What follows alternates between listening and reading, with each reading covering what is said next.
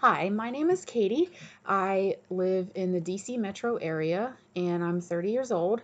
Actually, originally from Pennsylvania, moved here a few years ago and just like it, so don't want to leave. Um, this video is because I'm making this video because I want to help the university in any way that I can.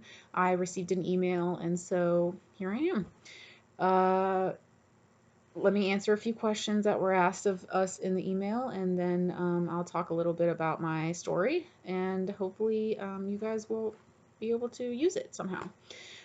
Question one, why did you choose to study at University of the People?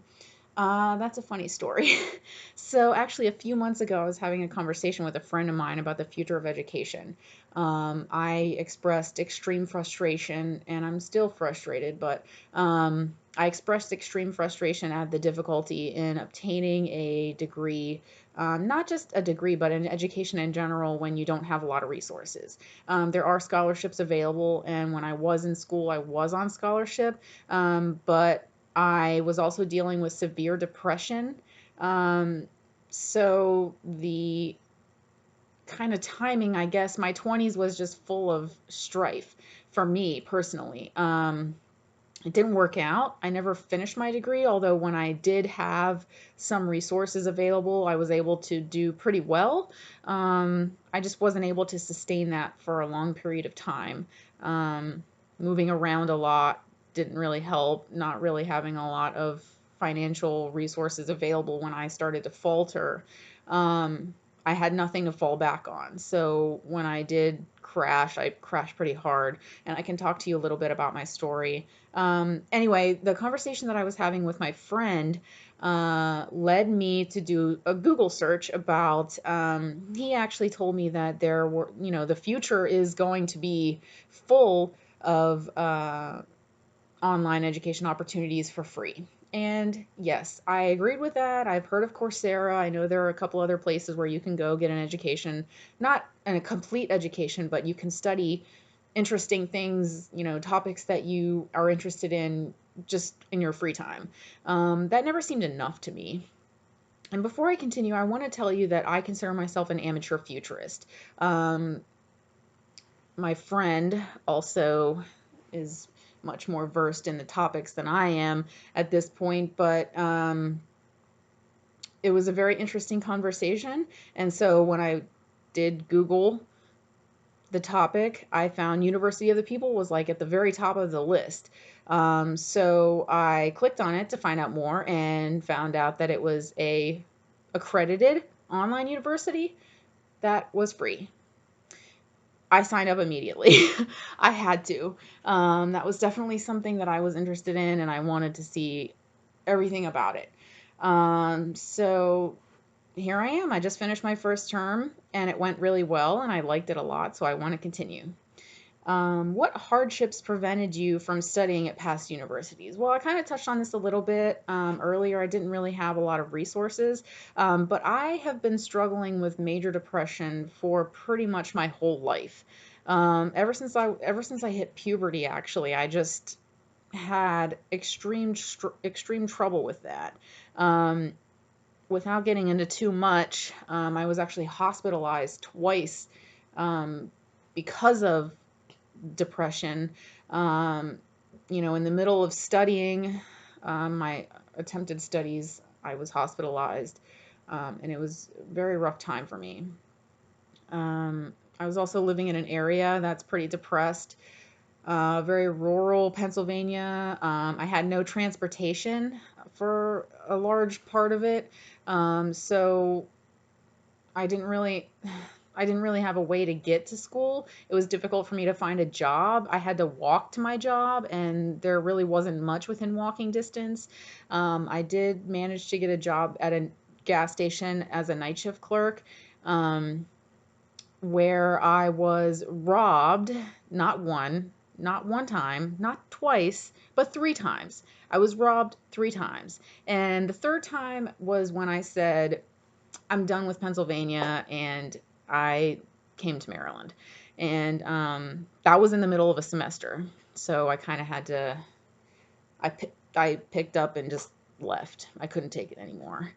Um, So yeah, I mean, life events, family problem. I mean, my mom raised three children as a single mom. I mean, I was living with my grandmother for a majority of my life. My father walked out on my family when I was in second grade.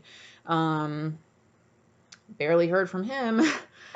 So my mom kind of, I love her very much, and she did the best she could to raise three children, but the best she could didn't involve college savings for any of us. So we kind of had to figure our way ourselves, and we're still kind of, I mean, I'm the oldest of three, and I'm 30, and my brother is 28, and my sister is 26. So we're still kind of trying to figure out our way.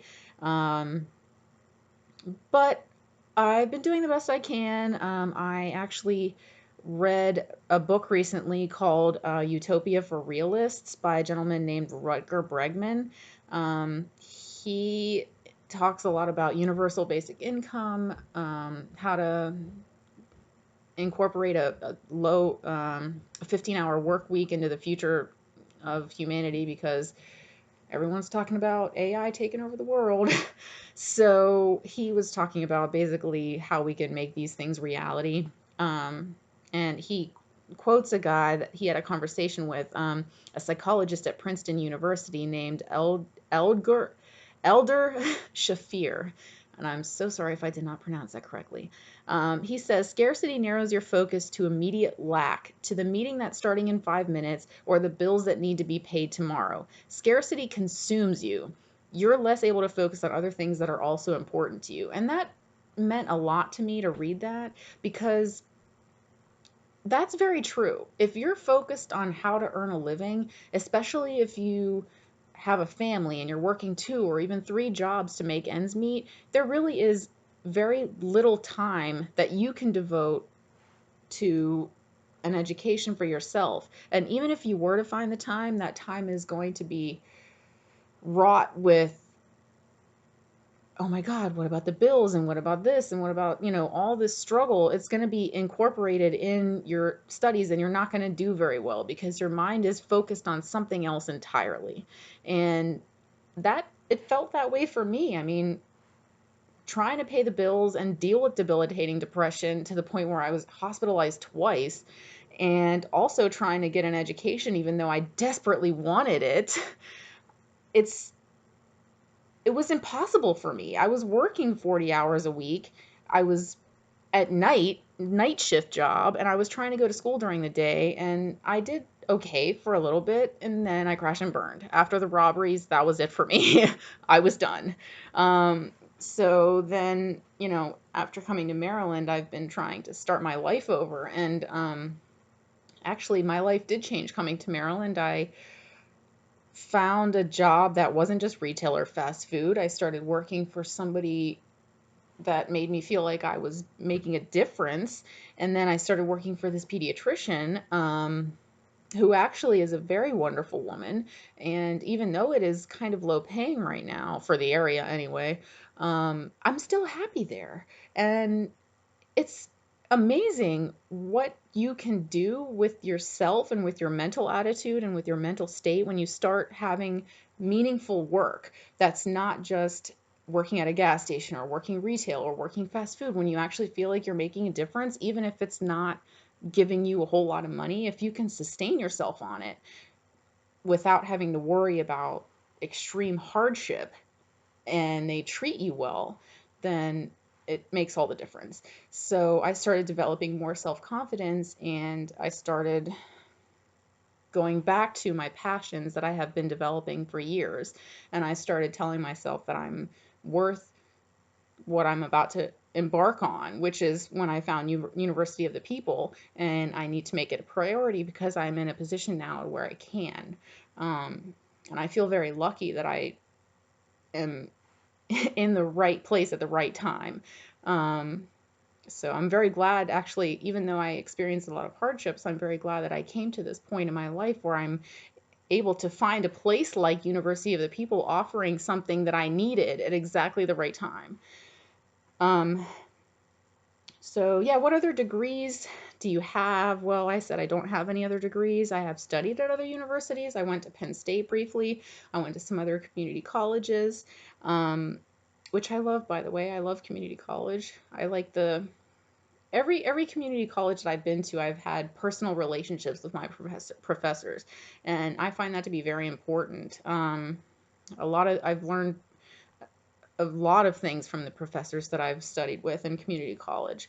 Um, I was studying sociology at first, and then I decided that I was too involved to be objective. Sociology is the study of people, but it's like a hands-off approach, and I'm very hands-on. I want to get in there and I want to give my opinion, which is actually kind of funny because I went to Milton Hershey School as well, which is a high school in 2002 to 2000 or 2000 to 2002, and I was on the yearbook committee, and I was supposed to write a objective articles for the yearbook, and I was always getting yelled at because they were telling me you need to be more objective, and I was trying to put my opinion in things and they didn't like that very much. But that's another story. But anyway, yeah, Milton Hershey School. It is a boarding school in Hershey, Pennsylvania for underprivileged children, and it's fantastic. Everything there is completely paid for, your health care, your food, your boarding. You live in a house with 11 other students. Um, Not co-ed. I think there were maybe two co-ed student homes there, but they grew up together from age 5, so it's not like there was anything going on there. But but and even when you graduate from there, you get a full. Well, I don't know if I think the situation changed now, but when I was there, you would get a full college scholarship anywhere you wanted to go. If you got accepted there, they would pay for it, and it was a fantastic opportunity. But again, I left in the middle of my 10th grade year, actually towards the end of my 10th grade year, because I was dealing with severe depression. Um, and I was dealing with that for a really long time. So that's why I had to leave. It was really unfortunate, and I really loved the school, and I wish I could have stayed because that would have definitely helped me a lot. Um, but I wasn't able to be away from my family. It wasn't a good idea for me at the time. Yeah, if you're interested in that school, I recommend mhs.org. It's very interesting. Okay. How would you describe University of the People? I would describe it as global. I would describe it as revolutionary. I would describe it as essential, and I would describe it as inclusive. And inclusive is very important because the success of humanity depends on the collective creativity, the creative input of everyone, not just the educated elite. The future of humanity depends on the input of everybody, and I firmly believe that. We cannot continue to have people in ivory towers telling the rest of the world how to live. It's not going to work that way anymore, and it's not working now. So that's why I think we need to include everybody. We need to give education to everybody. We need to make it a priority, or else we're going to fail as a species. And that is why I feel like it is extremely important for this university to continue doing what it's doing, and that's why I'm making this video. And I think that not only does this university need to continue, but there needs to be more models and more universities doing this same thing. We need to stop charging people thousands of dollars for this. It's ridiculous. The internet is here. People can get their own education, but if everyone wants a piece of paper that suggests something, we need to offer that to people to show that we can do it. um, I'm a firm believer that inclusivity is going to be extremely important in the future, not just for education, but for everything. What is your favorite thing about studying at University of the People? Well, the revolutionary nature of it. I feel like the university is not only inevitable, but it is required at this time. The future of humanity depends on it. That's why I want to be a part of it, and that's why I want to continue to be a part of it. And even after I graduate, I want to be a part of it. I want to be an outspoken supporter of this university. I want to be that now. That's why I'm making this video, and that is why I hope that it will help in some way. Um, I like that it's free, obviously. I can afford the $200 a term. Um, I can put that money aside. It's not a huge deal. It's not like the thousands of dollars that would cost me to go to another university, even community college, where everyone is included.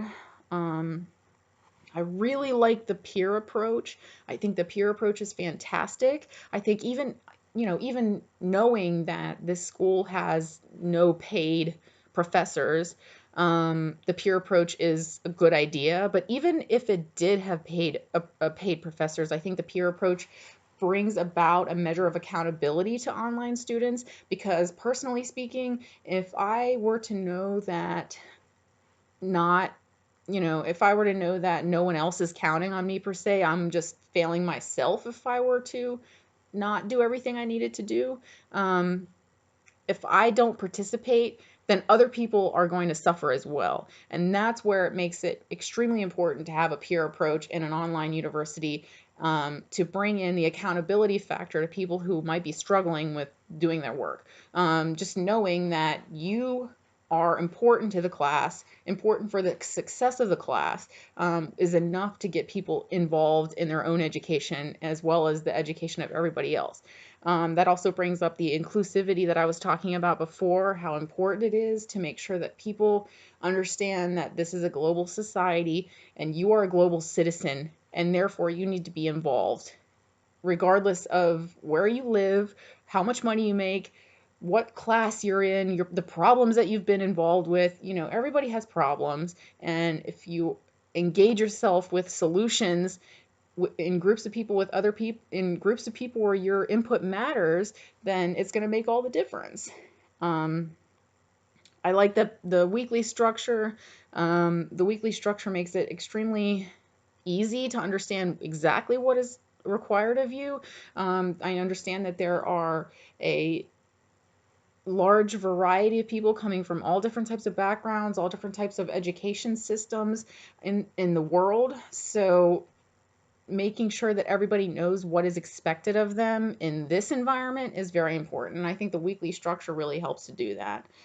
Um, in one of my final journal entry that I wrote for my business class, I did talk a lot about the culture. I mean, we were required to talk about the culture of the University of the People. So I want to go over a little bit about that. I really like the learning journals.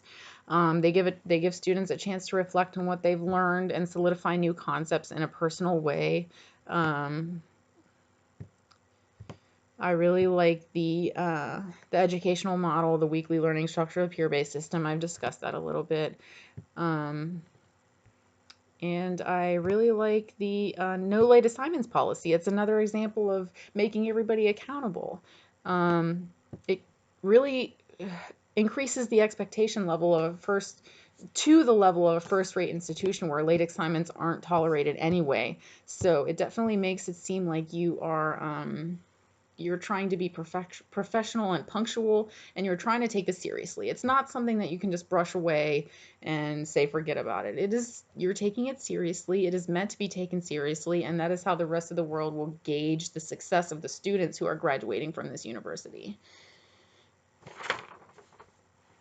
Question 6, how will a degree from University of the People help me in the future? So I really like this question because I am not getting a degree with this university so I can go into software development per se.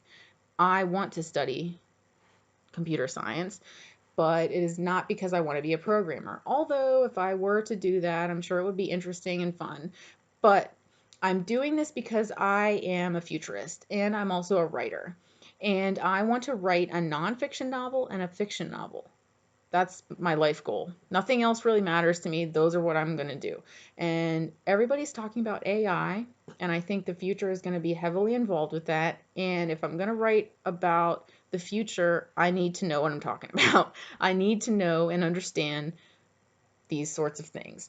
And I feel like I can learn a lot about the social sciences on my own. Something that's very math intensive and something that's, programming is a skill that I have no experience in. I have never programmed a thing in my life, and so I need that extra structure of having a university program to teach me that sort of thing. Um, anyway, I feel already that I am aligned with the values of this institution because we learned in the online education strategies course that we're required to take that one of the values is of a self-directed learner is somebody with intrinsic motivation, and that is me. I've always been the kind of person who learns for the sake of learning. I hate it when people talk about going to school to get a degree that you can basically profit from. I don't like that. I don't like that at all. That's why I wanted to go for sociology until I discovered that I'm not a social scientist. I want to get in there. And then I went for English as well, because, well, I'm a writer. So those things you can't really make a whole bunch of money on, nor can you really find jobs in there. I don't care. I want to develop the skills I want to do because my goal is to write. Regardless of peer reception, I need to get what's inside of me out. And I feel like understanding artificial intelligence, understanding programming is really going to help me. Learning those things is really going to help me with my writing because I'm the kind of person I feel like I can get in there and do both. Some people are only creative and some people are only analytical. I want to do both. So I'm going to get in there and I'm going to really learn. I'm going to really try and put forth the effort to learn those things, even though I don't have the intentions of becoming a programmer. Um, I just have the motivation to want to understand that because it's going to be a big part of the future. Um, Although if I do become a programmer, I'm thinking about possibly working on an EMR, EHR program, which is for people that aren't familiar with those terms. It's basically what doctors and hospitals use to keep track of their patient data. And it's a very important piece of software because it has to be secure and it has to be easily accessible for doctors and other administrative staff to use. Um, and currently, I've heard a lot of complaints about these systems. They're just not very good. They're not very good with security. They're not very good with data input. They're not very good with access. There are a lot of quirks, especially in the one that I use in my office. I work for a pediatrician. I can't remember if I stated that or not. I work for a pediatrician. Yeah, I think I did.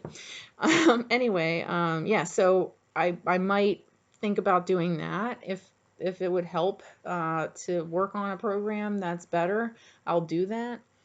Um, but yeah, I feel really when I learned that the university was very heavily focused on students who are having intrinsic motivation or students who are strong self-directed learners who can, I mean, that's part of the online education model is you need to be able to do these things without having, that extra, I'm going to get a degree so I can earn lots of money, like that's not exactly a good reason to start out on a path.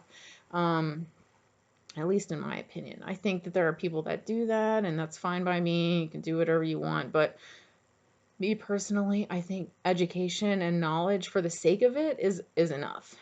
Um, okay. The final question, feel free to share more about yourself. So I'm going to talk to you a little bit about how I decided that I wanted to be a futurist. Um, when I was in sixth grade, I read a book called The Giver by Lois Lowry, which is basically about a futuristic society where people don't have feelings or memories of the past because some powers that be decided it was disruptive, which, it's understandable. Feelings can be pretty disruptive, but they eliminate them from the population. And one person, his name is Jonas, he is endowed with the gifts of knowledge of what happened in the past about people, war, stuff like that, because they live in an idyllic society where nothing bad happens. And so he's endowed with this gift, and um, he begins to feel. He can see color. No one can see color. And a lot of other things happen where he realizes like what everybody is missing and the value of what everybody is missing. And I read that in 6th grade, and it was fantastic to me, and I was amazed by it. And then when I was in 12th grade, actually the summer between my 11th 12th grade year, I read Brave New World by Aldous Huxley. And that is where it all started for me. That is where I just took off. I did a lot of research about the kinds of things, the themes involved with Brave New World, and I came to a lot of websites that were pointing me in the direction of futurism. I belonged to the World Future Society as a student membership for a while, and they had a magazine where they don't have a magazine anymore. It's entirely online. Um, but I mean, it just opened up a new world for me where I decided this is what I want to do with my life. So University of the People is a futurist organization. It definitely is. It is an organization that is brought on by the needs of the people at this current time and the needs of humanity at this current time. And so that's why I want to be a part of it, because it is a futurist organization and I'm a futurist. So this is why I'm here. Not only do I want to obtain a degree and learn about programming, but I'm certain that this is where I need to be. I'm obsessed with the future. So my goals of writing nonfiction and fiction novels and learning as much as I can about the future and the changes that are gonna happen in the future, and being a part of this organization, University of the People, is I am exactly where I need to be at the right place at the right time, and it is a fantastic feeling to finally have everything fall into place. Um, so that is my video. I hope that it can help you in some way, and if you feel like you want me to talk about something else, or if you need more information about something, I would be happy to share more of my story. Please let me know. And again, I hope it's very helpful, and take care.